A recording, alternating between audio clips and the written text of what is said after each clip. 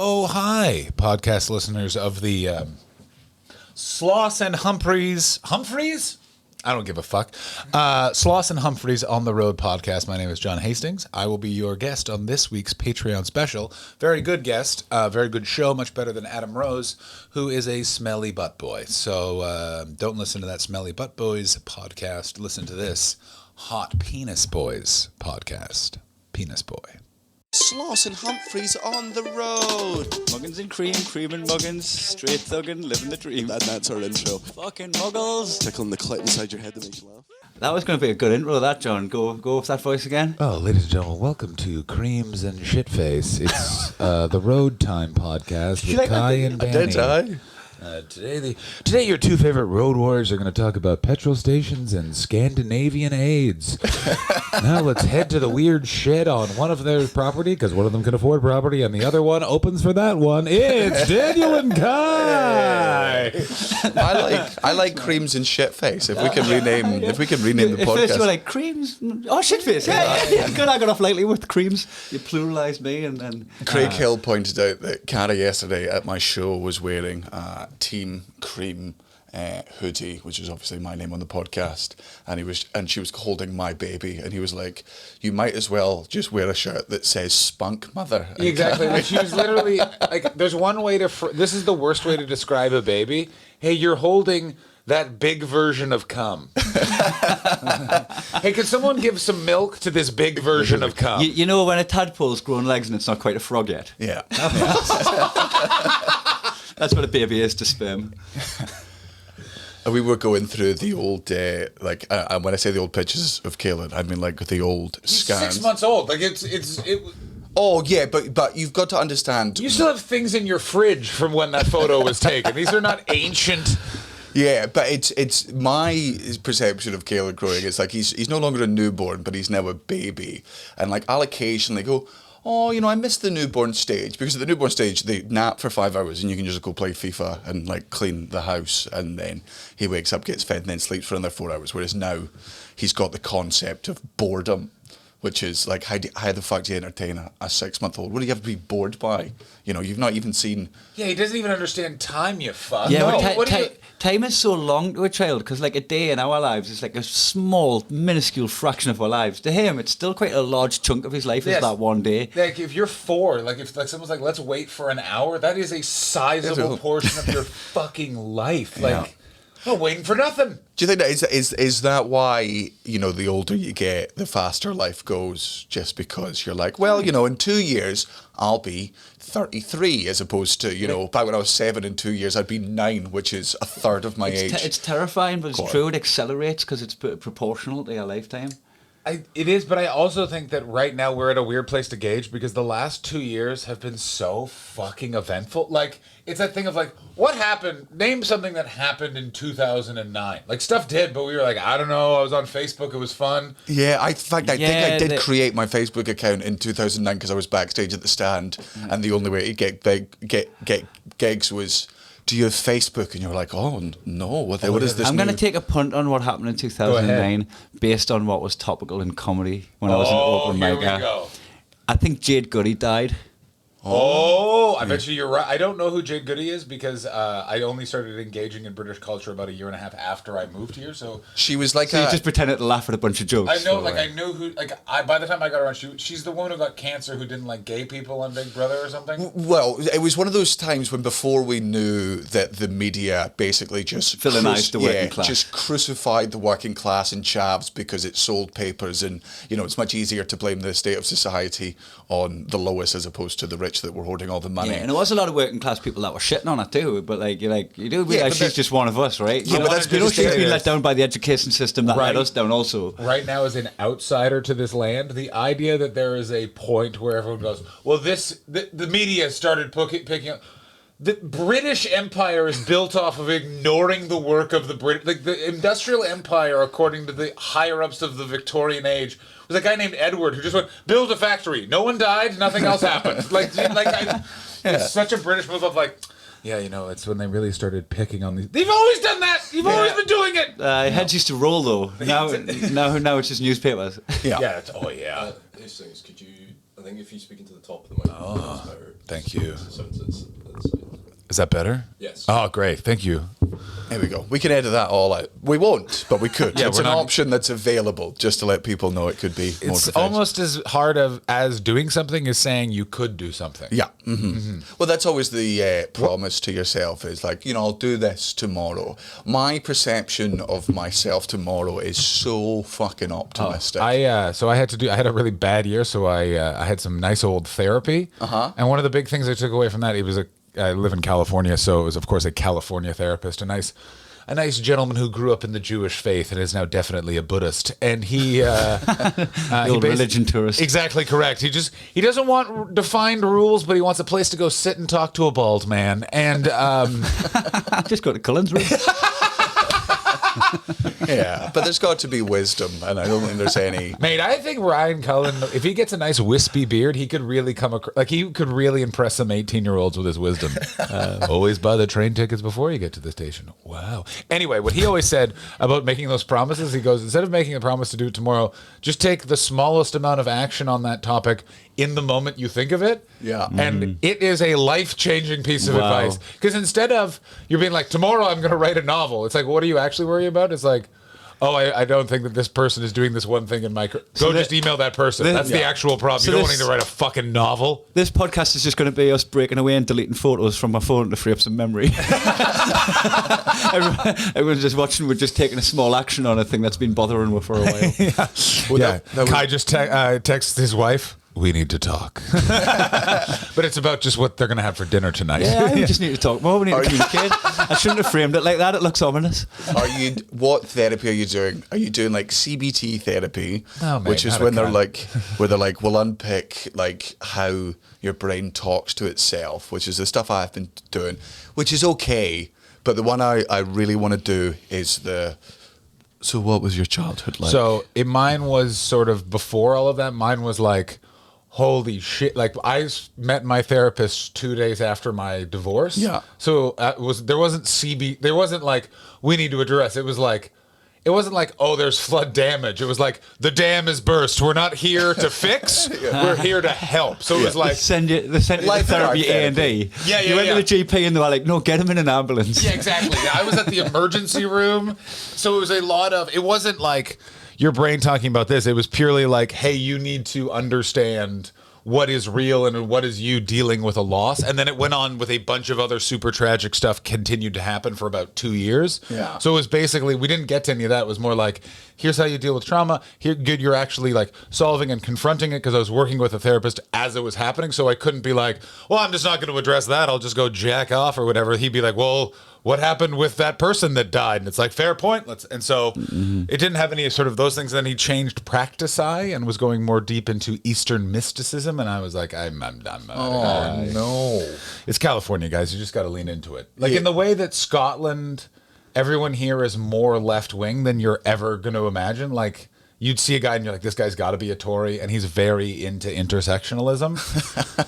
California is like that with like mumbo jumbo bullshit. Like yeah, crystals. exactly. Like you were talking to a high level attorney and he's like, oh shit, I got to run. I got to get my Reiki is in about 20 minutes. And you're like, oh, for fuck's sake, mate. And then I've got to go to church. Yeah. When your doctor's like, I'm sorry, I can't perform this open heart surgery right now because my dog has acupuncture and she gets anxiety when I'm not there. You're like, do not cut me open, you fucking moron. Yeah, but it's why I love LA is that the whole city works exactly the way it would work if a city of 5 million people had 4 million people in it that believed that their dog had the spirit of Amelia Earhart. You know, man, people drive pretty entitled. Yeah, man, they are carrying what they think is Tutankhamun as a cat. The homeless problem was too much for me last time I was in LA, man. It was mate. like LA First of all, you saw a guy get a Molotov cocktail thrown Yes. at him. Has that been covered on this? I don't know. It's been touched on. Okay, we need to discuss this in detail because you were in LA. It was so underwhelming for a man throwing a Molotov cocktail. Of course, it just rolled to his feet. It was one of them things that just in real life. I mean, I guess a Molotov cocktail is meant to be used for. It's not a melee weapon. It's to go through a window. It's a melee weapon if you're Scottish. What is this? Are you saying melee? Like Melee? Melee? Melee? Melee? Melee. Melee. Melee. There we fucking go. Oh no, because this is another one of them words like cacophony, like vehement, that I've only read. Oh, cacophony. Yeah. No, it's crazy. I agree with your original pronunciation. Say the Cacophony. Yeah, that's what it should be. It does look like cacophony. Epitome. Put it home. I mean, I live in America. Americans just pronounce it epitome. Hyperbole. Yep, America. How do you think Americans say foyer? Foyer. Foyer. Go fuck yourself. Oh, it's a glorious country. Truly free. Foyer. Kai, you could be the president based on just your fact of how quick you are of wit and how you don't mind mispronouncing words. You could be president. That's not a compliment to it. Do you know how much better off the world would be if Kai Humphries was in charge? Hey, Cruz, you're being a cunt. Yeah, man, sweep up that glass off your Molotov cocktail. You've made a mess. Yeah, I think even if Kai were to sit in the White House and look at all the pictures of like the previous presidents, you look at the past four and you're like, I am not in mostly esteemed company here. Yeah, oh yeah. It's like and also not out of place. It's like, and I don't mean this to be an insult, but it will be. But it's like, you know, when you check the stand listings occasionally. And you're like, this isn't the best of the best. Or when you get a 4-star from 1-4 review, and then you see who else got a 4-star. Yeah. And you're like, I gotta say, I have enjoyed this fringe for no other reason that there's been no broadsheets. So 1-4 review has become like a esteemed reviewer, and there's a part of me that's like, good on you, you little blog that you can't even fucking Google at this point. But someone finds it and put those stores on everyone's poster. So good. Jeff got a break. Yeah. And how you read his reviews, he just tells you what happened in the show. Yeah, and It's how very much matter he of fact. enjoyed Wait, it. is 1-4 review just that one guy? It's Jeff. It's just Jeff? Yeah, it's just Jeff. Why isn't it called just? I would rather have 4. By the way, 4.5 stars. Suck my dick. 4.5 stars from justjeff.com. Why don't they just say 9 out of 10? It Yeah. sounds way better. They'll give you 9 out of 10. That's what 4.5 stars is. And you always... Yeah, but I'm not. We're not opening this up to a score of 10. 5 is fine. If it gets, I'll give it a percentage. Do you understand? People would be getting. I give it a 7.495 out of 10. Fuck yourself. You're like, you're not Rotten Tomatoes, and that's not how we're doing this. We've got the star system, so that's there. Jeff has done it for years and years and years. Like, he did my first review when I was 17, and I swear not, he reviewed Red Raw. Like, as in the beginner's night at the stand. Yeah, like that's... So he loves started as an comedy. open micer. Now he's doing shows at the Fringe. He comes in with the right attitude. Like, Jeff is someone that loves comedy. It's like, I love comedy so much that I watch so much in it that I think I'm in a good place to compare others and tell you what's good about this particular set and why it's good, which I think is fair, as opposed to other reviewers where it's just like, hey, you're not good enough to be a real journalist because we read your past couple of articles and they were stinky poo-poo, Mr. Brian Logan. So is there any I just would chance- like to say, as a comedian who may or may not have some of these reviewers coming to his show soon, I do not stand by the views of Daniel Sloss, and I think you Well, guys. this podcast goes out after the festival. I do not stand by the sentence I just said. Daniel Sloss is 100% correct. Brian Logan, I'm not allowed to tell you to do anything to harm yourself online because that considers bullying. But all I will say is listen to your internal monologue more. I don't actually. Some of those intrusive voices might be true. Are you ready for this? Are you ready That for this? I've imposter actually syndrome. switched sides on it because I feel that we've gotten review bully hack as comedians. So I'm now switching back and going,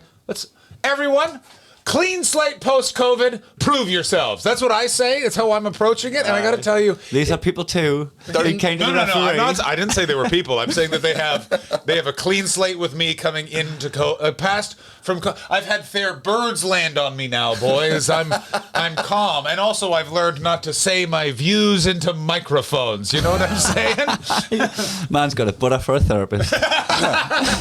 I've certainly learned in like the past 3 months of podcast going back and listening to them. I'm just going, Daniel, you should probably be less honest on these. I know you don't think you're burning bridges, but having listened to a bunch of episodes, You've burned bridges that are like far behind you, though. It's not like you've just crossed a bridge and burnt it. No, yeah, but I make sure that I'm still, like, anyone that fucked me over 10, 15 years ago, I still hold their names. I've got a list on my phone. Oh, I used to be like this too, and I got to tell you, fucking dearly departed and good and boy Paul Byrne was like, So you're letting all these cunts just live rent-free in your head? And it was, by the way, when you're getting scolded by a man who's just told you about his bleeding asshole, and he is in the affirmative, you're like, but he does it in the same way Fritz let his daughters live rent-free in the basement. Like, it's not good for them. It's not good for them. Yeah, that is true, actually. Yeah, it does seem like you're, like, in the middle of their sleep, you're just turning all the lights on. Time to get up! Oh, man. I think it's healthy to have like a little bit of hate in your head that is fuel for the rest of your career, because I do agree with the sentiment that the best form of revenge is success, and nothing will drive you to success more than if you're like, if I can just get so far above this person that by spitting on them it doesn't even reach them. That's the epitome of success. But what's the epitome? You're definitely in the foyer of the next level. What I do think though is sometimes, and this is especially true in stand-up comedy, is people forget to keep that anger hot and spicy, and they let it cool, and then it becomes a soup of bitterness on there, and you can just spots of mold on it. Oh my god, that needed to go in the freezer, dude. Just let that. You've left that out. Yeah, it's gone off. You've left your hate on the fucking kitchen table. It's everywhere. Yeah, it's getting salmonella. There's bugs going on it. I am definitely. You're going to get ants. But it's a thing I really noticed moving. So I used to live in England, and then I moved to America. And the biggest thing I've noticed, one of the big things I noticed, is because there's way less money in stand-up. Stand-ups are happier because they're trying more things, because they figure out quickly, what are you going to fucking do? Yeah. Oh, I can't come back to this laundromat with 6 people? Yeah. Great. Fuck you. I'm doing new weird shit. Well, in the UK, it's changing now, but there was such a fucking ring of steel on that circuit that once you got on it, you needed to fucking stay. And so many guys. Get your 5, get your 10, get your 20. Boom, lock it in, 20 years. Yeah, and just fucking do it. And the problem is that, like, they couldn't sort of see, like, well, how did this person who didn't do like super well with me on this gig that I was told was really important, how are they on ITV7 doing Piss Boys, the panel show? Yeah. And it's because watch that. I mean, it was so. I mean, I want to pitch the panel shows that live in my head. Piss Boys is different celebrities. I've replaced all my enemies rent free in your head. It's different celebrities piss, and comedians have to sip it. John Barrymore. You know what I mean? I could taste the chlorine. It's a British reference. He drowned in a pool, You mean right? Michael Barrymore? Who's John Barrymore? I think you're getting confused with John. No, John Barrymore is whoever Robert De Niro looks like in the pink robe in Casino, which I fell asleep watching last night. By the way, do not fall asleep watching Casino, because you'll just wake up to Sharon Stone and Joe Pesci fucking. Oh, and you're like, am I having a fever dream? My favorite dream, finally, for real, here on television. I manifested it. It's here. Yeah. Oh, yeah. Just they're so sweaty, and she's so much taller. But that being said, I think that people do not necessarily have your approach to anger, where it sort of is a fire, but it's more kind of this thing that they kind of hold like a cold cup of tea.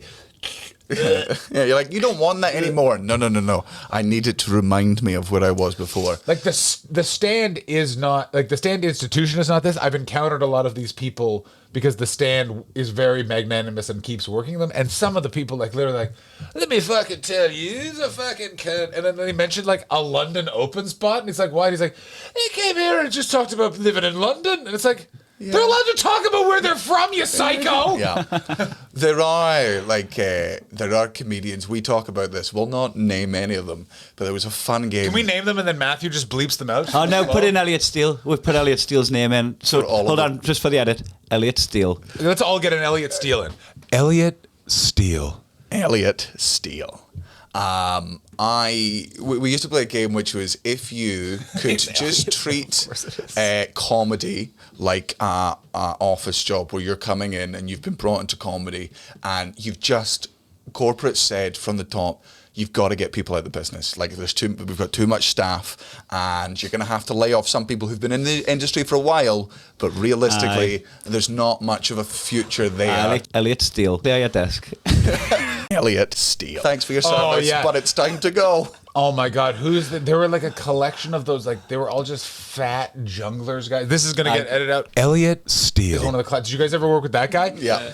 Oh my God, you'll not get the name, but people who know the story will know, is he once turned to someone and said, I could never take my kids to the beach because every time I did, I would just think about swimming out really far and then swimming away from my family and never coming back. And that is one of the most murder, suicide, ramp up sentences I've ever heard in my entire fucking life. I can't go to the beach because it's too easy to run away from my family. Also, that wasn't the honesty we were talking about that you need in your set. Yeah. Like when we were like, dig deep down into your heart, you didn't hit oil, you hit magma, and it's. And I'll have you know, this guy he always had to check a bag because of his one prop for his act, and instead of just writing another 30-second bit, he'd check a bag. Oh God, man! I know a comedian who his gig got cancelled, right? And he just looked at his wife and his family, and he didn't mention the gig got cancelled. Then he went to the car park and read a book, and he spent 7 hours out of the house reading a book in fucking Aldi car park. It was Elliott Steve. Well, Elliott Steel, yeah. Oh my God, that story haunts my fucking dreams. Well, I've mentioned... Never. If I am looking at my wife and me, I'd rather sit in not a Waitrose car park. Go fucking somewhere nice. Get the good sparkling water, you cunt. I believe that he's moved on now and he's very happy. Yeah, you'd fucking hope so. I've definitely said it on the podcast before, but I'll never understand comedians who are with partners that don't come and see them live and sort of you don't have to embrace and live the comedy life, but like, you know, so there was John guys for years who were like, my wife's not seen me in 15 years, and you're like, well, one, you haven't changed your set in that long, so that's why. Yeah, they're also always so sweaty and weird. Like they're always like, yeah, my wife doesn't come, and then you smell them and you're like, mate, you smell like piss and shit. Like you the piss of shit. Well, there is also the Elliott Steele. Yeah, because he was very funny, Canadian guy, isn't he? Oh, that guy with all the lighters. I never met him. So and he would like juggle bowling balls over someone on the ground. So there's and these that. He was interesting waves of Canadians. But he stunk. This is the more ways than one. So he got someone up to do like the hands through the jacket, like where he was being the hands and like doing stuff, and they were just meant to be there like as a participant, and the girl started crying because he stunk. Oh, that's very funny though. God, yeah. He's an interesting one in that. So there are waves of Canadians. I still feel like you're not going to edit out all of his names, and we're going to get in such trouble. You know what it is? I mean, he's going to edit out the names, but we've put enough stuff about them that they're going to go, oh, that's me. I'm fine. What it is I don't care about if like the person, because no personal, if you don't have the name, no person's going to be like, I know that was me, because then it's like, no, it wasn't. Prove it. Yeah. But so that guy is a Canadian. There are enough Canadians, you'll never know this, in that there is there's waves of them, and that it'll go like it's all starts with Phil Nickel, as everything does. Phil Nickel is the first one. And his wave would have been like Tom Stade, Glenn Wool, Mike Wilmot. Like after him, but like Phil came over with Corky and the Juice Pigs, and then like he brought over Wilmot, and then like they heard it was good, and then it was like Stade, Collins, Craig Campbell, some gentleman who believe the earth is flat or whatever the fuck. And then that like held through, and then you get like the Wolves, the Johanssons. Oh, so did Glenn come after? Yeah, like Glenn, right, like they all like they're like a next generation. Right. And then there would have been like you and Bobby Mayer. So Bobby Mayer and Dana were like the 2 years preceding me. Meyerhog. Then Meyerhog was 6 months before me. Me, a guy named Nick Beaton, Brian O'Gorman. There were like 15 Canadians when I first moved over, and I remember clubs got so frustrated they'd be like, we have too many Canadians on our books, call us in 2 years, which was such a what? All right. Can I just put on an American accent? Yeah, like, because I know most of you don't know the difference. Yeah, I'm also like, I'm not from that part of Canada. Like I'm literally from the distance between Canada and the UK from that part of Canada, but whatever, it's just weirdness. But yeah, that's the weird thing. And then that guy was kind of in the like, you get in the scrubs. That's a word, but like the guys that are like kind of fucking sketchy hear about England and are like, well, that's not here, so let's go. Like, so you get your Elliott Steele example of that, of he's over here because he burnt every bridge in Canada, and he was like, new bridges. Yeah, it's like Set them in fire in front of them. Exactly. It's and I will say, apart from Louis Zezerin in Estonia, who's a really, really great booker and promoter and guy, it's the same thing. Whenever you hear an Australian comedian in any country that's not the UK or like we're over in Japan or something. Yeah, over in Japan, like, over in Asia or Europe. If there's an Australian there, you're like, you did crimes back home. Yeah, Here's the one that always scares me.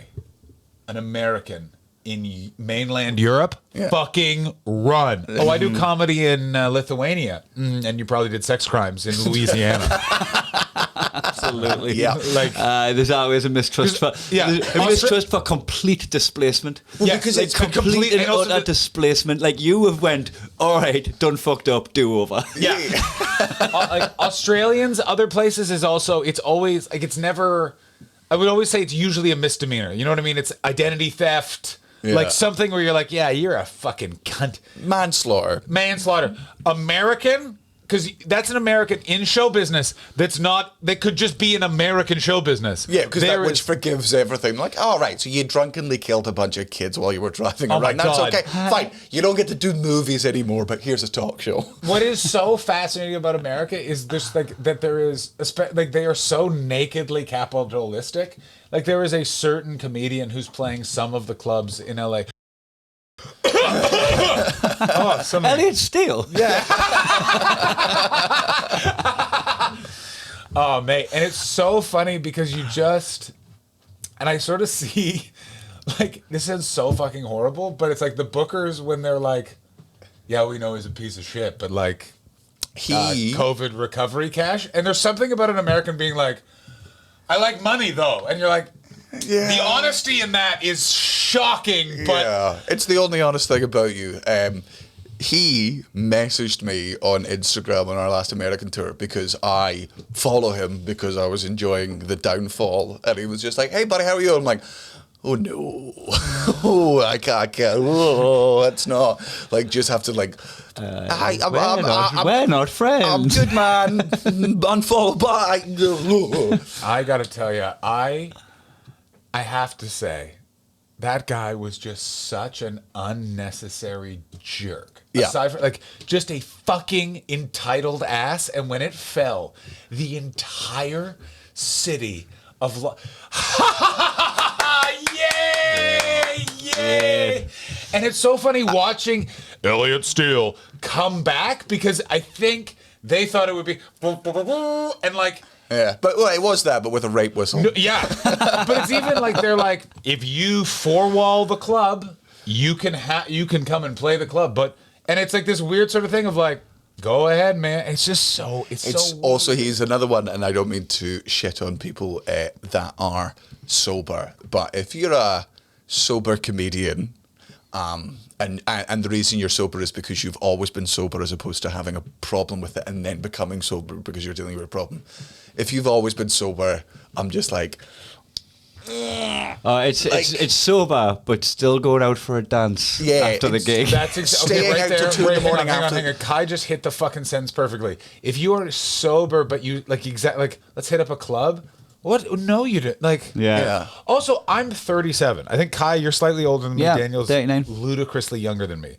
With each passing minute, I less and less want to be anywhere that isn't my home. Like, by the time I'm 40, I assume I will have found a Fritzl and build the bunker. I don't give a fuck. Like, I'm not leaving. also the bunker's not for my family or my own kids. It's for me. It's me. Yeah, I sell Fritzl. What, by the way, speaking of references to in stand-up that were like obnoxiously like when I moved over in 2012, everyone had a reference to Fritzl that was already a 5-year-old reference. It was so weird. Yeah. Well, there was just I think it was during like the Mock the Week time when Mock the Week was. I will point out the Mock the Week has only been cancelled just like now. Yes. 7. Still the Mock the Week time. Yeah, but like 7. Yeah, but it stopped being. But it you're not stopped, Frankie's time. It I see stopped what you're being saying, Mock. yeah. It stopped being Mock the Week. It's like 7 years ago. It was a thing where if you were on Mock the Week, similar to Live at the Apollo, is it could make your career overnight. Yeah. Give you the boost, and it stopped being that several years ago. So there was this period of time where everyone's just been like, okay, we'll make sure that you sort of keep up to date with current events, do some political stuff, because that's what So everyone was they trying to want. have topical lines in their set because they wanted to be on that. Yeah, and also the comedians at the time. Well, I mean, at the time, Frankie was the best in the UK, and that was, you know, you can always see the lower stages of comedy sort of occasionally emulating the top. Oh my God!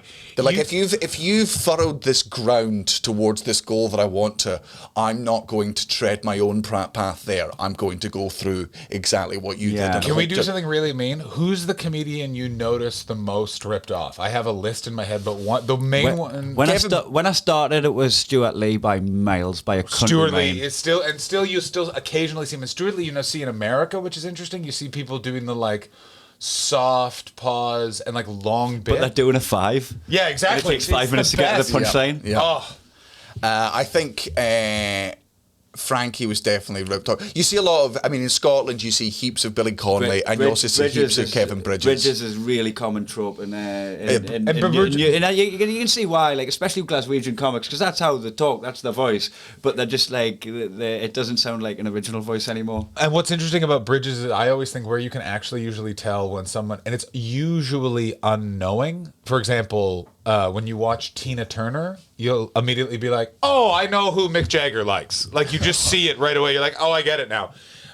It's that thing of them not knowing it. And with Bridges, you can always tell because people use their arms the way he does. You know how he fucking has like long, lanky arms, and then he'll just like raise them up for a point. That's the one where I'm always like, "You fucking like Kevin Bridges too much, mate." The other one I see a lot is Carl Donnelly in London. You'll see people. Good. And that's not even usually. That's usually like when people have gone from 5s to 10s, because he's just sort of around London clubs all the time. You can just see people suddenly like cocking a hip, doing a lot of like flowery hand movements and like a little bit longer of a bit, but very like hipster. It's very interesting. There was a spell around about 2010 to 2013-ish, that era, right, where everyone would lunge, and I think it was Russell Kane's fault. I think Russell Kane my was God. the original lunger, and then you just see like open spot comics just doing fucking Pilates while that day. I would say there was a certain Avalon style of comedian in that period of time where everything was genuinely the nicest crumpet I've ever had, genuinely the fastest car.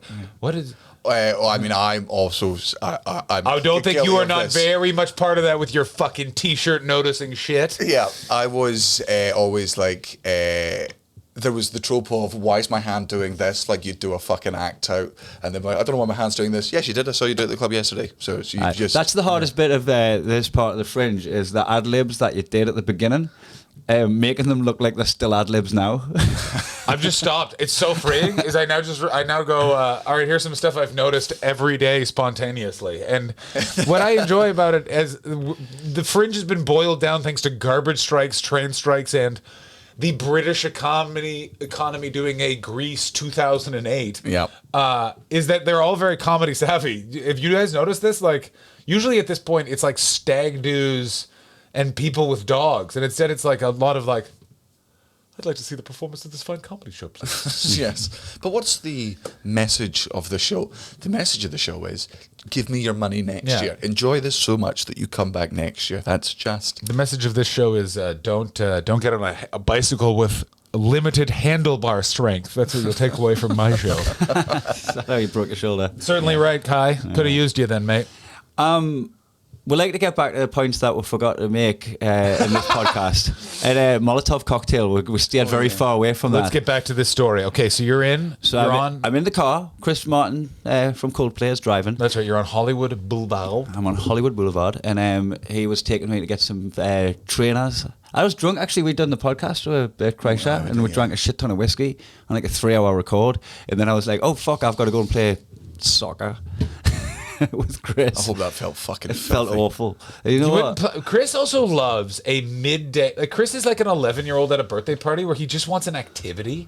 Like let's go play football at 2 p.m. on a Thursday. Absolutely not. But I went absolutely yes. And we were going to get my footwear for it. Cause it turns out I don't travel with football boots. Which is fair. And he's taking us to the shop, and I just look and I see a man lighting his fucking bottle, the oily rag hanging at the top of it. Yeah, right? baby. And then just fucking launch it at his mate. They look like they could be mates. Yeah. Don't be mad at that guy. He's you. Yeah. Well, to be fair, you can't. Well, unless you're in like a Ukrainian movement, I don't think you can just throw a Molotov cocktail at a stranger. Like that's probably. Well, that's what I was saying about it's not like a weapon that you would use in a fight. It's a weapon that you'd use on a building or a car or something. But the guy just like moved out the way as if the bottle was getting thrown at him unlit, and it kind of like just spread into a gulf of flames on the floor, and like. The man who it was thrown at like started patting it out with his foot. Like he didn't even need to do that. He was doing admin. Like yeah. That's just very. That's like walking. Conscientious. Yeah, it's like walking along with your friend who's eating a bag of crisps and then they just drop the bag of crisps and you're like, oh, fucking come on, mate. We don't do that here. Live in LA. I've lived in LA too long because the problem. I remember this story being shocking to me, and now I'm just like, well, you were on Hollywood Boulevard in the daytime. Yeah. Like, that's What do you expect? Yeah, mate. Like what? Yeah, it's their street too, and sometimes someone's being a dick, and you need to send a message, and words don't work. And the price of grenades have gone up. The price of petrol, I don't know, posh cunts. Yeah. So I live in LA, and LA has a homelessness problem that has a heft to it. Like it's gotten to the point now. There's a mayor's race, and it's literally two different people, and the only thing they're talking about is what are you going to do about the 100,000 homeless people that are just in LA. Are you going to put them in all those houses you just built? God, no. You do homelessness like Edinburgh does pigeons. No, exactly, but it's even so how it happened was Ronald Reagan, he of being a cunt, was the governor in the 60s. To balance the budget brilliantly, he canceled social services for when he'd be gone. So it only would happen. So we'll fund this until 80, and then no shelters, no nothing, no social workers, go fuck yourself. So that happened. And then conspiracy theorists like, well, this was on purpose, but at the same time, they remove all social services from LA, crack hits. So for 10 years, they basically just had a epidemic of extreme drug addiction that then created so much mental illness. Where are your parents? They're both on crack and I'm 6. Oh, okay. And like they've all got sunstroke too. That's good. They're outside, baby. It's so nice. They're all just screaming at the air, because also every city in America, LA is the end of the road of so Seattle and LA have a shitload of serial killers. Or used to have a lot of serial killers because they're the end of the road of 2 highways. So if you're just on the run in America, you're going to get to LA or Seattle. So cities put their homeless people on buses and just send them to LA. So in COVID, they were like 20,000 homeless people arriving every 2 months because cities were just dumping them in. Fuck you, we don't need them. Yeah. And now LA's like, okay, cool. We have a homeless army that if someone figures out how to lead, we're all gonna die. Man, if they mobilize, you holy shit! They have a city like Skid Row is like all it takes is one Edgar Friendly. You get the reference? Oh my god, from Demolition Man! Yeah. Fuck yeah, bro!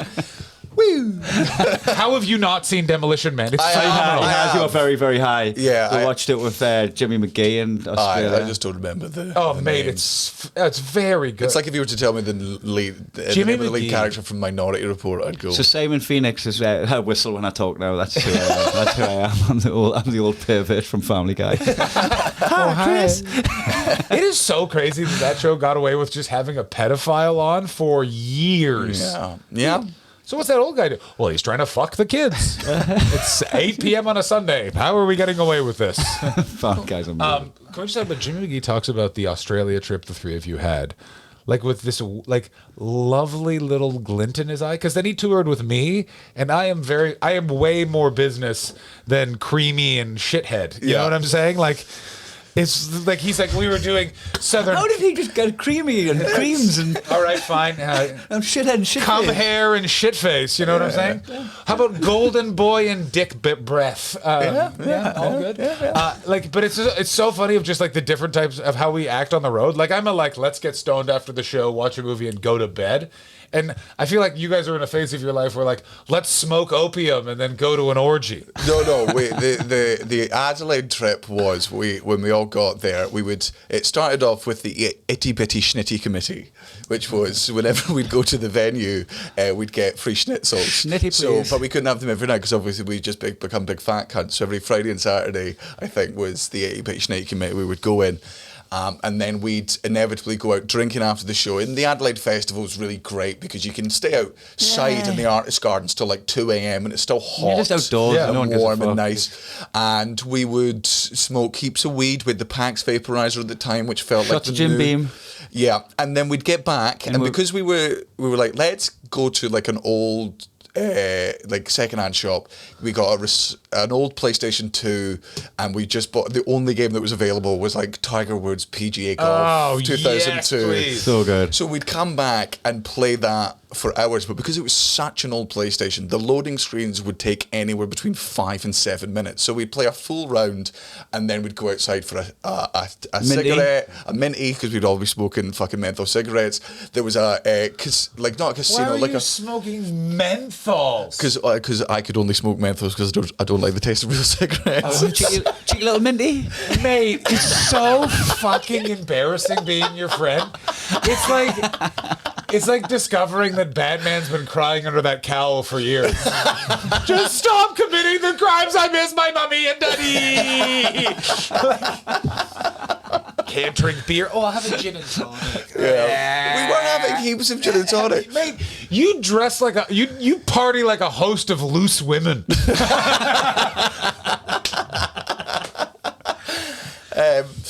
And I was like, Because you were keeping fit as well. we were going to the gym but- every day. That and- festival you have to, because every performer is like jacked. Like you talk to like every woman's wearing essentially like dental floss. It's just come from 8 yoga classes, and you're like, I just had some carbs. I'll go kill myself. Yeah. Yeah, and also like the fact that it's hot means like you can't just cover it up with a hoodie or a jacket. And it was only 20 minutes each a night, so it was the least. Mate, I've done that festival.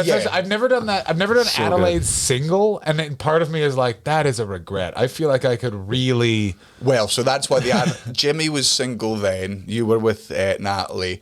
I was single, and it was the golden age of Tinder. Oh my God. That was the first time I'd ever used Tinder. We and couldn't believe Tinder because we were seeing it firsthand. Like me and Jimmy were watching it through him, going, "What the fuck is this app?" He was like, it was like he was ordering girls to the flat like a fucking like Uber Eats. But no one talks about it. But Tinder was another sexual revolution. I was in my 20s sans Tinder, and it was awkward. And would you care to see a penis? No. Well, that makes sense. They're horrific. Like that was what it was. And then Tinder, and then everyone just realized like, oh no, everyone would like to fuck. Yeah, Let's yeah. fuck. And you had because I remember my first Tinder date was in Adelaide, and like we'd just been messing this girl for like 2 or 3 days, making sure we like each other, and there's chat there. And she was like, "Yeah, I'll meet you in town for a drink." And we met at the Adelaide Gardens. We had like 2 or 3 drinks, and like this was at the stage of my life where I was just, you never wanted to just be like, okay. Should we go fuck now? I was just like, should we go for another drink? Do you want to get something to eat? Should we have another date in like 2 days so that, we can do it? And she was like, no, we should just go back 2 years and fuck. And I was like, Cut this yeah, out. edit that out. Okay. Nothing could be more wrong. I thought that was a bit, and then you're okay. But keep this part in. For those of you don't know this, but a bit just took place. There was a misunderstanding, and it was the most glorious because it was 2 people. One person knew the mistake, and the other person didn't. Yeah. But entered it with such confidence. Yeah, no, that was you got two stories mixed up 7 years apart. Oh really? Oh wow. Never mind. After the podcast, I would like to hear the other story. Yes, aye. But my thing with her, so she was like, "Do you want to go back? We should just go back to yours and fuck." And I was like, "Oh my god!" And we did, and it was great. And then I remember the next morning me being like to her, "Can I have your number?" And she just went, "Why?" Yeah. And I was like, "So we can see each other again?" She's like, "No, thank you. Like maybe I might booty call you in like 2 or 3 weeks, but I'll just get you on Tinder. Let's not pretend this is anything more than it is." And it was just like, mind boggled. It's the best. Yeah, so very good. But again, it's the best, but you have to remember, and so many comedians forget this, you do it a bit. It's a fun thing to live, so you can go, yeah, I had that period of time, so when people are like, we're going to go out and get fucking nuts, you can be like, been there, I'm now going to go home and get book. You know what I mean? And I do love, though, seeing people, like this has been recording during Edinburgh, and I've seen some people that are still clinging, and it is... Yeah. It's beautiful. Or clinging on Like just wanting to be that, like, you know, like just like that kind of guy, and it's just like, yeah, it's just not, doesn't work. It doesn't look the same on you it used to, did it? Well, yeah, like I don't know if the generation or the fringe of like people going out to, you know, just, it's not just doing the shows, it's going out partying, it's doing heaps of coke, it's shagging around because it's the fringe. It doesn't get. Again, I don't know if that stopped existing. That's only what you guys ever did. Was it just us? I did no drug. I did a lot of drug. I did no powders at this festival. It was Really? just you. I've had one line this entire festival. That is, mate. There are dealers in this town that are their quarter is affected. If you're taking this month off, I don't want to be rude about certain speak out of school, but let's just say. Oh, we kept. One way to describe how you guys used to behave is you were building up some pools in Colombia. Well, I mean, don't get me, we had a friend of ours who deals drugs who came up literally to be like, right, I know thanks to you two, I can probably easily make 5 to 6 grand this month. Just point me in the right direction. And we did, and we ruined so many people's festivals because not just their festivals, their families.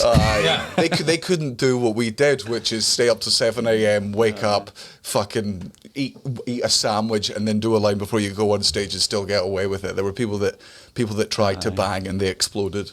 Yeah, I also don't understand why people tried. Here's what I did. I don't want to do. I'll talk to them. That's fun. Yeah. Time for bed. What the fuck? I don't. Oh no, it's a great time. 7 a.m. the other way. No, it's not. It's awful. Every time. You have that weird film on your skin. You know what I'm talking about? That like you feel sticky, but you're not. Like just that moment when you're like going around the house just looking at an empty cigarette packet. Oh yeah. Birds are singing. Oh, exactly. Where you just because you're in your stupid fucking head, you're like, one more cigarette, we'll get the chat going, we'll rev this back up, we're getting it back going again. You find a couple of buds and just start like putting it into the skin. Getting a toothbrush and going through your grinder to just get the THC bits, the crystals out, being like, and then going through your drawer, like the old drawer I had, which we kept all the fucking weed stuff, tobacco in, but also stupidly kept our incense in. So when you ran out of weed, you were just scraping the bottle to get enough for a little fucking joint, and you're like, this feels like just smoking a candle at this point. Just Jakey move. Speaking of Jakies. Who's Jacky? Jakey. Do you know what Jakey means? No. I guess it's the like Glaswegian or Scottish term for like junkie and Ned, just like a fucking it's a step fucking closer to the street from Chav or Ned. Aye. Interesting. And did you take Jakey's to Late Live last night? I love that little cunt. Like you met that Jack. I don't know his second name. I wish I did. He looks a bit like my man of the house photo, you know, with the glasses, ginger lad, but he's got a full mullet. And is he a comedian? He's pretty funny and all. I saw him on Where's he from? So I saw him on at Red Raw. He's from Glasgow. Oh. And I went and so I'd seen him at Red Raw and he smashed it. And I mean I haven't seen him at another gig, so he might have got lucky, but he seemed like he was funny. I like this shit, right? And he's just this little fucking weasel of a lad. I didn't think he'd mind us saying that. Oh, now we'll find out. Right? And I went into the Globe on Nidri Street to watch the Newcastle match. I was meeting Mark Nelson there, and he was just there shouting at the telly, supporting whoever was playing Rangers. So I ended up having a pint with him and his pal, and Cullen turned up and he was like, "Oh, I've got a couple of gigs, I'm going to Late and Live," and I just these young open spots. I was like, "Hey, you been to Late and Live before?" They were like, "Nah, this is the other side of the curtain for them. They're just open mic as they haven't fucking conceived of going to Late and Live." And I was like, fuck it, let's take us to Late and Live, take us to Loft Bar and that. So to do that, we went to Cullen's other gig and watched him do comedy for hot people. Oh yeah. He must have thought he was somebody else in the book. And then we went. Is that a strict gig? Like, is there a bouncer at the door? No, the audience is hot. The acts are there to make the audience look attractive. But that's what I mean. Like, is the doorman strict? Me and Jack got in. So no. Me and lad have just described as a weasel with a mullet. You could have just said weasel. We assumed mullet. He's a funny little fucker, man. He had me in bits all night, and we're going backstage at Late and Live, and And I'm just joking on, going, if anybody doesn't turn up, Jack will get up and all that, right? And he's just like, he's rising to the occasion, he's acting the big man. But the room was quite crowded, and a lot of people, like, I didn't know some of the people back there. Yeah. And I was like, oh, shall we go get a beer? And Katie was just like, just grab a beer out of the box, right? So we grab a beer out of the box. And then when Jack was getting a bit loud, and I was like, fuck it, I'm going to ditch these in Loft Bar. I'll come back and watch Cullen, and then we'll go, right? And I'm in Loft Bar having a smoke with him. And Katie comes running out, going, have you stole all the beers to these lads? And they went, nah. And I fucking patted them down, right? I went in their bag, and I fucking had their bags empty and all that. And it didn't look like they'd stole the beers. But I come back, and everyone was all like, fucking them little cunts nicked the beers. I'm kind of real proud when I was like, I brought a fucking new open mic, or any fucking robbed the joint. That's so fucking funny. Where did had they stolen the beers? Colin reckons he saw them putting them up their jackets, but fuck, I patted them doing, man. Like, you know what? Fucking there's loads of people backstage. MPS didn't go far. And I got to Katie. I was like, fucking, you know what? Like, I'll go into the supermarket and I'll buy some more beers if you want. She was like, oh no, it's alright. We'll get them for now anyway after the venue. And she styled it out. Cullen had a proper huff with us. He wouldn't get a taxi back with us because the lad nicked the beers. And I'm in the taxi back on my own, and he's gone in a group chat and I'll gone, you've look at the fucking dickhead, you're so disrespectful bringing them little cunts back at Late and Live. And I was like, scratching my head, I was like, wait a minute, was that not your first Late and Live? I've been down there for fucking nearly 2 decades, you cunt. Yeah. Late and Live's had way harder things happen than a Trav nick a beer. Yeah, it's funny. So I got booed off / walked off of Late and Live this year. I don't know if you guys heard this story. No. Nah. But it's basically... Late and Live was your gig for a bit as well. It was for 5 or 6 years. It was funny. It felt like a close of the circle, and like Katie wasn't there, but Dean was, and everyone was like, are you all right? And I was like, yeah, it's fine. I just played it wrong. I don't... Like, it was one of the... Are you okay? And I was like, mate, I've bombed before. I know. Sorry about me. I know I can do well at this gig. I did it for 5 years. I'm fine. But what it was 3 roided up dicks. So you know that steroids are the #1 drug in the world right now? Really? It is more popular than heroin. It's more popular than anything. Everyone's on steroids.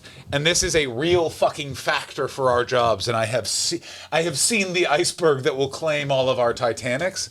And it was just 3 fucking roided up fucking Scottish guys that were fucking dicks, tried to fight a guy in the audience. I went, fuck off. And then one of them kept yelling next, but I wasn't bombing, so it was just awkward and weird. I called for security and just told him to get the fuck out because fuck you fucking bully dicks. I know what you're gonna do. Yeah. And then there was I don't know what happened, but it just took them forever in that no one came and just got them. They just started negotiating with them. I can't move on. Then the audience is starting to turn on me because it's looking like can't get them out. So I was like, what the fuck? I just said something trying to like just pivot away to keep going. And 3 drunk women started yelling and I just went, I've done this enough. I'm not fucking winning you back. See you later. Bye. Yeah, and also I don't want any of you cunts in my next show. Like this is I do this because it's fun, and now that it's not fun, fuck you. And it was very interesting, but I was like, what? Why? Like I don't know. And I think it was just confusion over. It was like that thing of like, just fucking get the dicks out. But it's been 3 years. People have sort of forgotten tricks and tips. It's a different gig. It's earlier. I don't think they were prepared for it, but it was just a weird old situation. But also like great being like, I've had every experience at Late in Life. But the one for me was like, they were like, you're right. I was like, mate, like exactly your thing. I was like, I've been doing this for 10 years. I got it. It's a bit of a change of the guard, isn't it? Like I think like I dig it, man. I'm fucking. It's some people don't know what Late in Life should be like, and it should be deaf, and it should be fucking bear pits, and it should be like fucking chaos happening, and it should be fucking little Rajis coming back and stealing beers, and it should be walking on stage while your mates on and grabbing another mic like Sean Walsh and Carl Donnelly did, and fucking laying into each other, Kitson and Reg D Hunter did. It should be that. You don't want people fucking sat on the hands and he stole a beer, like. I totally agree with you in one sense, but I also think that you have to let the new guard. It's very decide how it's going to be. Exactly. It's not like we had our time with that gig. You know what I mean? We have the memories of bullying Elliott Steele, making fun of Elliott Steele, ditching Elliott Steele. Because that was another thing with Cody. He was like, I was about to do my gig and you wouldn't have done that to any of the other lads. And I was like, me, him and Cody went in especially to fuck Elliott Steele's head up. Is it an interesting dynamic that you have with sort of that crew? Is that there's always sort of a like the feeling that something's a prank where it's like, That just seems like it's coincidence or something like that. Like, I don't think... Oh, none of it was aimed at Cullen. I was I was trying to get a taxi back with him, and I was like, well, to do that, I have to stay out later than I was going to. I'm going to come to Leighton Live. I've been watching the football with this young'un who I'm really fond of, and I fucking want to do well. Yeah. There was none of it was just like, I'm going to drop this fucking loose unit in with him backstage. That wasn't what I was doing. But I mean, it is your... Like, were you on a Leighton Live? That night? Yeah. Nah. Well, then you can't bring cunts backstage. But I mean, I could have put us on in the wood. Aye, but but that's... But you still, I mean, I hate to side with Cullen, but I would have been fucking... If we were backstage at a gig and you brought two fucking Jakies back... I'm gonna say right now... I'm gonna say right now... But there's a huge difference between your gig... Yeah. And Leighton Live is a vibe. I can go into Leighton Live and have a pint with my mates and introduce new comics to it. I feel like I've bought that great I have to agree with Kai on that. But it's your responsibility on their behaviour. But technically, I took them straight out as soon as he got loud. And he also fucking frisked them. I frisked the cunts. And it's also not like Kai's Kai's the nicest man in the world, but I've seen him fight his brother without headgear. There's a side to this man. You know what I'm saying? That I guarantee came out when he went. When Kate Askins came, well, I shouldn't say her last name, but Kate came up and was like, these fucking guys, I guarantee he spun them around and fucking frisked them. It also, like, I felt like I was doing a nice thing for them lads because they were open micers and it was like a fucking make-a-wish for them. They're on the inside track, they're in an artist bar and I'd had a lovely night with them and I was like, you know what, come see this side of the festival. I see your point, and like you're both not wrong. It's one of those things where... It's both how you're sort of looking at it. In your head, you're going, it's a gig. Don't bring a fucking X Factors back. To Kai's point, and I sort of agree, which is, it's Leighton Live. It's a vibe. It's a hang. These are the type of people that will eventually do this gig. Let's get them introduced to the right people. Give them a leg up. You know what I'm saying? And yeah, like, do you keep an eye on him? Maybe. But it's also that thing of he was assuming that a guy with a mullet who looked like a rat wasn't going to steal a bunch of stuff. And I'm also going to go ahead and say I don't think them lads stole the beer. Oh! I don't think them lads stole the beer. And what a fucking mountain out of a molehill if everyone just had a beer and they ran out. And also, Cullen wasn't drinking, so you know what? He had yours, mate. I do want to point out, though, that, Kai, you do usually side with people from a criminal background because there's two twins that live in your hometown that steal people's front doors. Oh, yeah. I want to hear you tell this because I've told this story so many times. Not on the podcast, I don't think, actually. Okay. I think this is new to the podcast. So I am from Canada. Uh-huh. What part? Ottawa, Ontario. I'm from the capital of Canada. I'm from a bureaucratic, boring town. I get invited by my friend Kyford Humphries up to his hometown gigs of Punch Drunk. I stay up all night the night before drinking in a baseball diamond with Paul Meyerhog. Yeah. I then go home, shower, have a cup of coffee, get on the train. I remember feeling like bad, and then when I got to Blyth, the first thing we did was drive to a Weatherspoons for a pint. And I was like, I think we're going to be okay, actually. I think we're going to get away with we this took one. out a little tour de Blyth, didn't we? We did. We went for a wander around. As we got it, because we went to like one place for lunch, and then we went to Blyth, and you're like, I'll show you the signs, and we went to get a coffee at that like cinema-looking pub thing that we. Yeah, that is a Weatherspoons. That is a Weatherspoons. Yeah. We went to. I remember there was a 2 Weatherspoons day. A true classic. And as we were walking to Weatherspoons the second from the car park, you pointed down a street. Oh, you know what? I had given you already. I had given you a backstory. And as we're walking into Blythe, right, I told them there was these lads called the Cochrane Twins. That was their second name, Cochrane. And they were actually rumoured to be triplets. But one of them's really sound and he moved to Spain and made a new life for himself.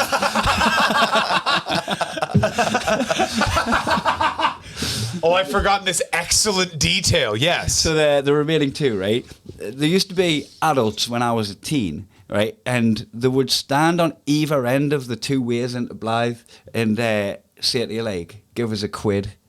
Like the old fucking, like back in the olden days when mercenaries would just stand in front of bridges being like, there's a bridge tax. And like, do you work with the king? Aye. There's a bridge tax. Aye. Do you work with the king? For the last time, there's a bridge tax. That's exactly who they were. Modern day bursary? Mercenaries. The mercenaries were getting a bursary. Yes. But the whole move was like, if you don't give us a quid, I'm going to take everything you've got. Aye. Right, so it was just this fucking wanker tax that you had to pay on the way into town, and I was telling them about these lads that I grew up that used to fucking just rob young'uns, and we got talking to Tony Cunningham, who was the gym owner, yeah, Millennium, who we ran the boxing with, and he just went, "Oh look, if you look down there, there's one of the Cochrane Twins," as if he was like fucking Attenborough on a safari. It was in the fucking car park because we literally approached him like, yeah, he runs a boxing gym, and then he pointed, and it wasn't. Oh, he went, "Oh, there's one of the," and he had a fucking front door. He was carrying a door. And then you or him explained, "Oh, that's their new scam. They steal people's front doors, and then you have to go get it back." It was him that explained because that was new to me as well. That was the most. I was still like, But I just remember saying to both of you, "Why don't you call the cops?" And the look was like, "What the fuck?" No, Yeah, we're not snitching. yeah, man. Like just go buy your door back. That's the other thing. I like the idea of you just walked in an alleyway where they're clearly doing whatever drugs they do, and they've just got the door standing there, and you're like, "Can I get my door back?" And they're like, "Knock, please." Yeah. Who's that talking through the wall? they're like posters in HMV. Wait, which door's yours? What was even more insane was then recounting that story on stage, half hungover, and I got the name wrong. I called them the Cochrane Twins, not the Cochrane. Yeah, that had everyone howling because Mate, everyone knew who they were. I could have been the mayor of Blyth at that point. It's the only time I've ever gotten a encore, like standing ovation, because Mid-set. I just remember someone going, "The Cochrane Twins!" And then at the boxing, people who had been at that gig wanted to know if I was going to talk about the Cochrane Twins in the ring. Yeah. Like one guy came up to me afterwards when I was smoking in my boxing gear, and he went, "Oh, I thought you were gonna mention the Cochrane Twins," and I was like, "What?" And he's like, Yeah, well, after I gave Chris Martin a left hook, you think I was going to be like, "Those bloody cockerels I hit me still up this can't. morning"? Kai Humphries, I don't know what I did to deserve your friendship because of the boxing. Everyone else was evenly matched, and then it was bully v victim. Well, because you've got dyspraxia, is that it? I have dyspraxia, and I now also only have one good arm. Like doing it now would have been fucking. I think Chris would have cleaned my clock because old lefty ain't what it used to be. Yeah. But yeah, basically, I just mugged Chris Martin, and Tony scared the shit out of it because we didn't train. We literally thought it was going to be a joke. He was going to give me the rock bottom, and then Phil Nickel and Tom Houghton went in, and that crowd went like, yeah, we're like, blood. "Oh, we have to fight." Yeah. And I took Tony aside and was like, "I didn't train. Teach me how to box." And he went like this, and he went in his body as hard as you can, Yeah. and put him in the corner, or I'll put you in the corner. And I went, "Okay, Tony, I'll do that." But he didn't tell me how to knock him out or anything, so I would just get him on the ground and then let him stand up. No, hit him again. And I was like, "All right." And then we went no faces because he was auditioning for Louisa Omeland's sketch show the next day. And then Chris hit me in the face, and so I saw red and hit him in the face. Oh.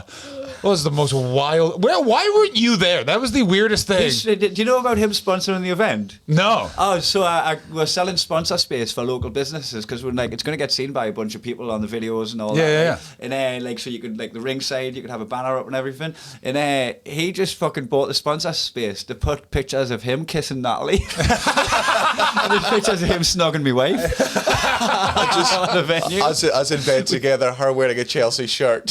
I think the Sloss 69 on the back. Yeah. Wait, Team Smug is the business logo. Why do you like Chelsea?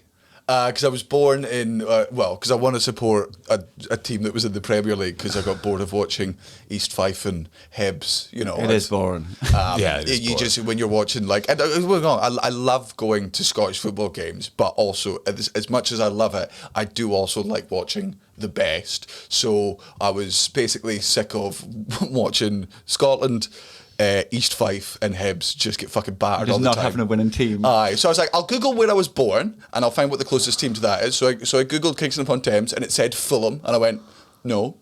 And then the next furthest. Wait a minute. That would have suited you a lot better actually because it's quite posh. Yeah, Kid Scotland Yeah. was born in Kingston upon fucking England. Oh, And you know what's funny? He keeps using the fucking thing like, rat. he's like, if a pig's born in a stable, it doesn't mean it's a horse or whatever. Right? If a pig's born in a sty, If a horse is born in a sty, it doesn't make it a pig. aye. Right, so he kept using that one and then Yeah, realised... but what country was the sty in? That's No, where it but makes. then he realised that's what like proper BNP people say about immigrants. Yeah. And he was using that about himself. I was using it in the positive way, but I was like, well, I can't use that catchphrase anymore. Like I remember I kept using this fucking mantra from a Kurt Vonnegut Slaughterhouse 5. Oh, and here it we was, go. And it was, fuck, it's been so long since, whistle me S's, I tell you. It's been so long since I've said it. It's grant me the power to accept the things I can't change, to change the things I can, and the wisdom always to differentiate between the two. It's such a fucking good way to look at life. And I find that's like the fucking, it's from the Bible, but it's used in AA. In Alcoholics I Anonymous was gonna say meetings. that's from- So like every time I've just like passed that on and imparted knowledge, I've just outed myself as an alcoholic. Stolen beers up your jacket. Yeah. Being like, I can't believe they think it was the fucking weasel. Of course, to blame the Ned. Not the recovered one. Speaking of Hearts Midlothian, you guys know I did do a corporate event for that team and bombed violently. Yeah, I mean, you get the only person I've ever heard of doing well at a football corporate is Kevin Bridges, and that's because he's a Celtic fan, has been in his entire life, and did the corporate for Celtic, and obviously Proper home game as Yeah, well. Yeah, like you could actually, if it was the Ottawa Senators, the hockey team that I've grown up knowing about, I would have been fucking fine because I would have done 15 minutes on Alexei Yashin and then moved on from there. Aye. Instead, the manager announced he was leaving, and they brought me on, and the person had told me make fun of the manager. Yeah. Not knowing that he was going to quit at the event. Yeah. So I walked up and called him like Harry Potter, and then everyone started booing. And then I just had to do 20 minutes. And then at the end, the organizer was like, we thought it would go better than that. And like every time I've ever done a corporate, I've had to do this, which is grab the check out of the person's hand. And I went, yep, I thought it would go better too. And then I just took that check for £2,000, and I immediately cashed it, and then prayed I would get back on the train. I had this fantasy that they would just send like hooligans to my hotel and be like, give us the money back. give us it. I did the corporate for Celtic after Kevin Bridges talked me into doing it after Michael McIntyre's Comedy Roadshow, and they decided to have Chris Sutton, who was the reason why it was like just a testimonial for him, just sort of, hey, tell us about your time Celtic, and we love you so much. So that was like the headline event, the reason all 500 people were there. And then Chris Sutton decides that he doesn't want to stay till 11, so he'll go on before the comedian. Oh, no. So they do the full 45-minute where everyone gets to ask him questions. He tells football stories, and then he fucks off. And then they go, and now for a 19-year-old comedian. And I walk on in my first set. To be fair, the reason I didn't bomb because nobody listened to the material. So people just got up, milled around for about 8 minutes. I just did my comedy. And the only 5 people that were listening was my mum, my girlfriend at the time, my auntie, and Henrik Larsson and his wife. Henrik Larsson's like the greatest Celtic player that ever lived, a true legend.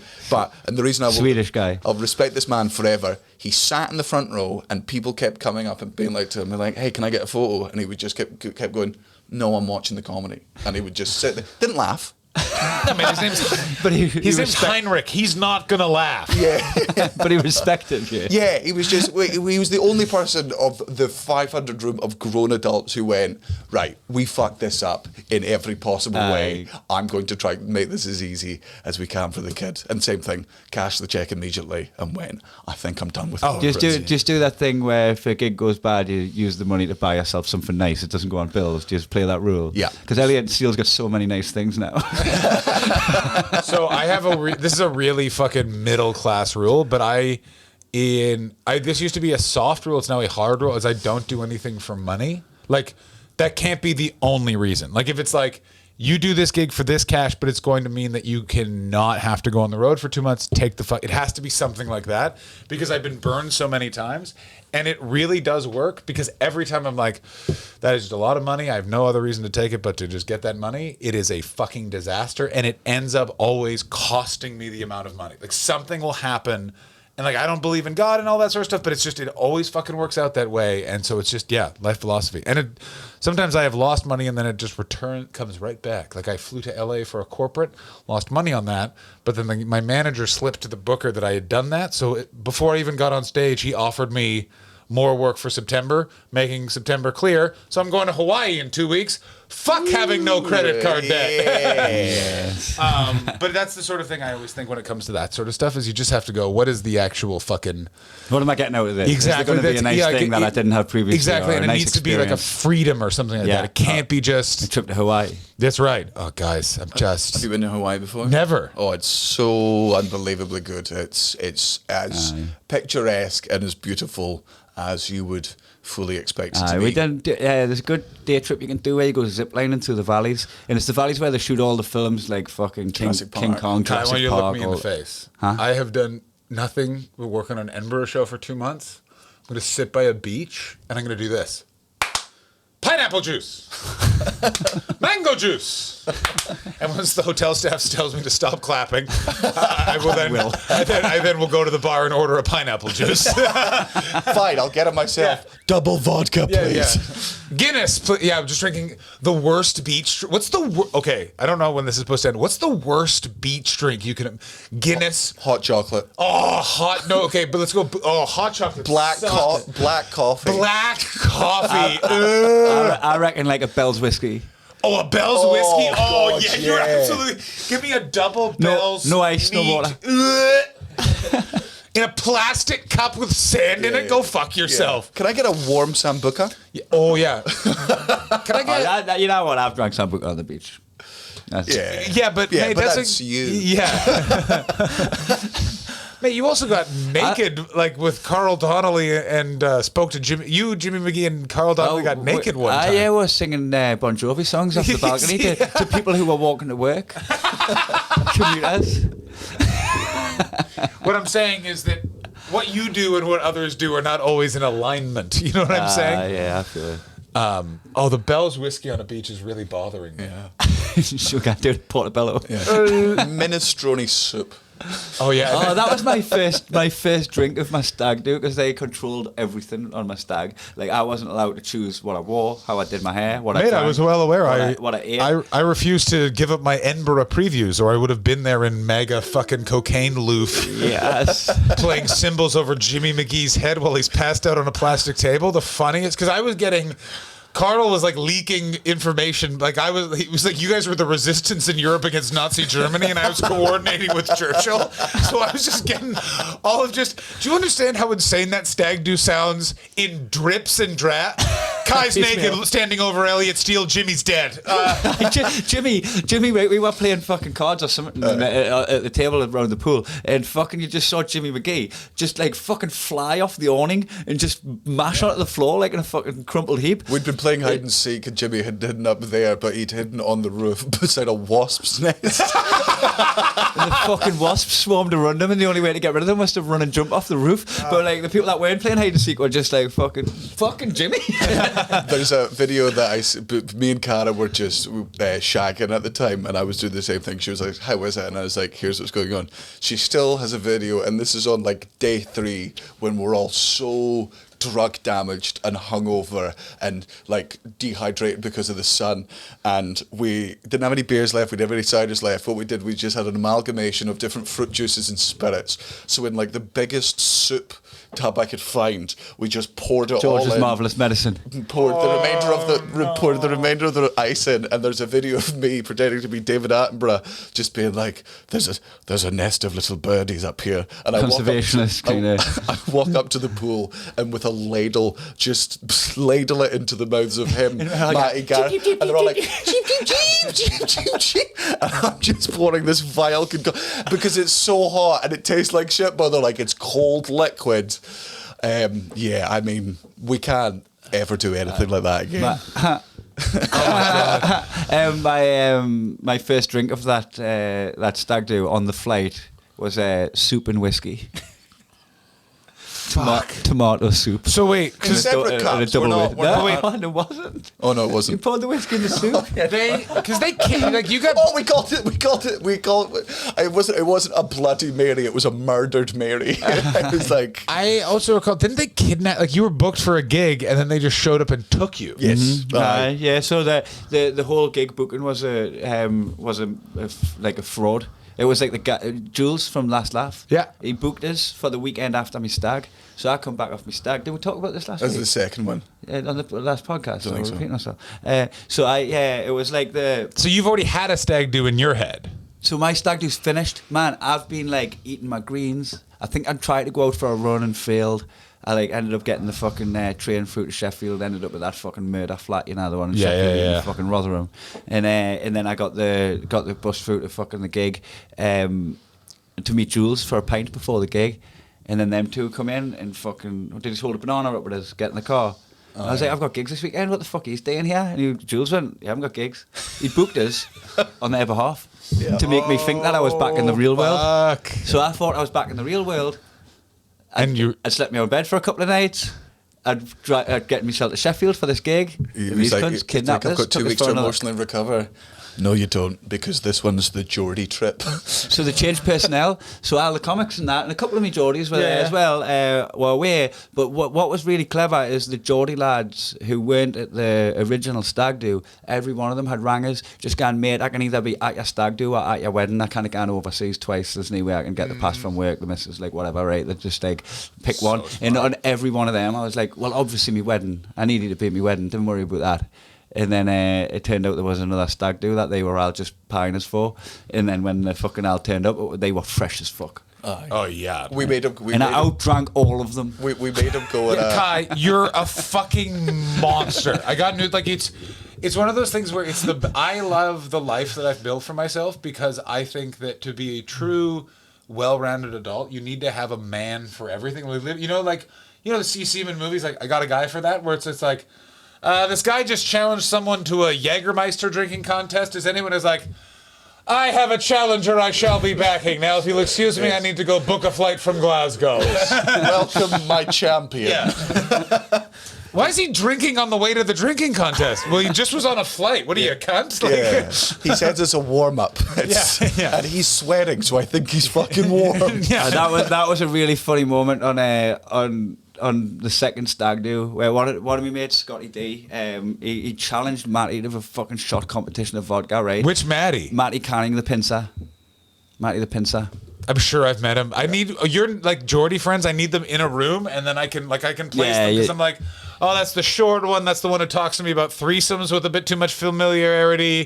That's the other guy that definitely knows me, and I've never met him before, but I just assume I forget him. That's the squatty with PTSD that might go off at any minute. Oh, that guy! I fucking love that guy. We love him. That guy. The reason I have a green card is that guy because I was in his fucking house doing Punch Drunk. He was smoking bats the size of this fucking table. Yeah, Sopa joints, we call them glow sticks. Oh, he fucking rules. So I needed my full medical report by the following Monday. I had never gone to a doctor in the NHS, and he literally, like, out of the fucking mists in that garage is like, what do you need? He's like, a medical report. He's like, here's what you do.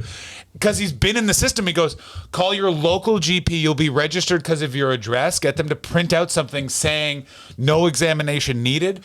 All they need is a form for the slot. It's like he literally laid it all out. But it would be like if a dog explained to you algebra. You're like, how the fuck? Because all I've been told, he's complex man. All I've been told by Kai is like, listen, he's done some stuff. Yeah, he's seen some things. Yeah, and then I was just like, mate, you fucking It was looking like going to be like an additional 6 months ordeal.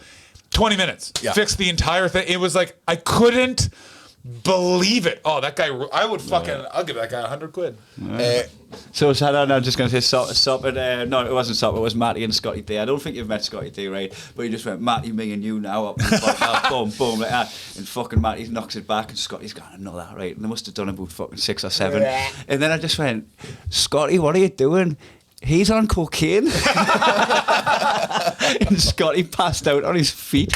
Later on in the party, he's just stood at a table like this, and he's on his feet, and he's wobbling, and his head touched the desk at one point, and Matty's just recording him.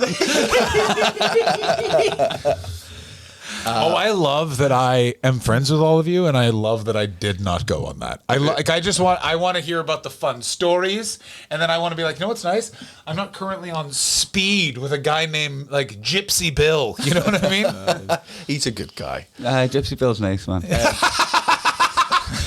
Where can people follow you, and what do you have coming up? You could head to my social medias at the John Hastings. My Edinburgh show, as of this recording, has been filmed and is being edited and will be put on YouTube because that's what happens with stand-up comedy now. It's very good. Come and see it. Not a cunt. It is very, very good.